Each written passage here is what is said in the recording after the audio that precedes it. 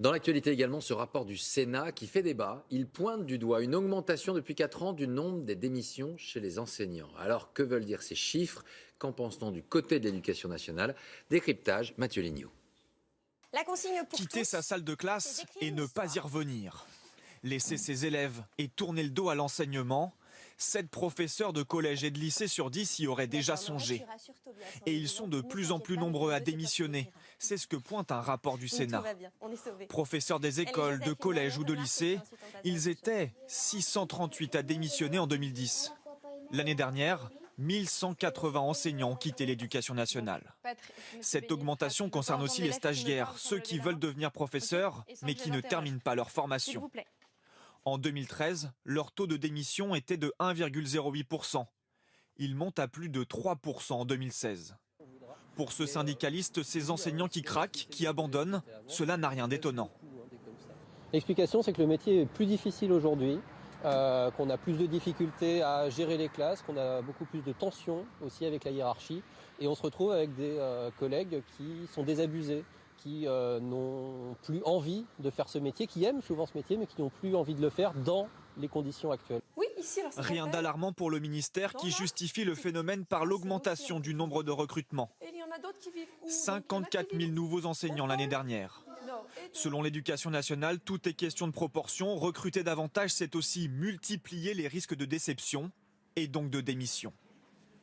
Des jeunes profs qui ne semblent pas assez préparés, en revanche des hommes et des femmes plus matures qui, eux, font le choix de se reconvertir et décident de devenir enseignants. Illustration de ces reconversions avec 2 témoignages ce soir. Reportage Julie Bécriche avec Jean-Marie Lecartier.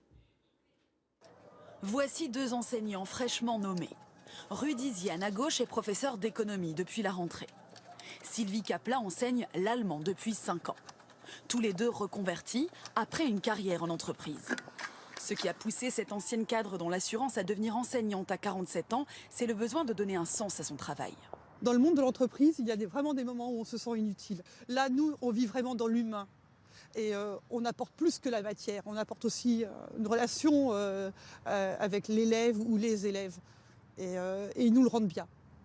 La gratitude, l'échange avec les élèves, c'est aussi ce qui plaît à cet ancien chargé des ressources humaines. C'est un petit email pendant les vacances d'un élève qui nous dit merci parce que on a réussi à lui redonner goût à la matière. C'est une récompense extraordinaire de se dire que le travail qu'on a fourni arrive à germer dans leur esprit et à se développer et à s'épanouir. Donc, et ça en entreprise, vous ne l'aviez pas? C'est plus compliqué en entreprise. En entreprise, on est face à la hiérarchie, face aux collègues, face à des structures qui sont plus rigides. Un monde de l'entreprise plus impersonnel, mais aussi plus rémunérateur que l'éducation nationale. Le salaire de Rudi Ziane a littéralement dégringolé. On divise par 4, et ben c'est pas grave. Si je me sens heureux de me lever tous les matins, ben c'est ce qui est important. Voilà, tout simplement. Des reconversions inattendues qui font souvent réagir l'entourage, comme les proches de Sylvie Kapla. Tu vas voir, c'est épouvantable, ils vont pas te respecter. Enfin, j'ai entendu des phrases négatives, sceptiques.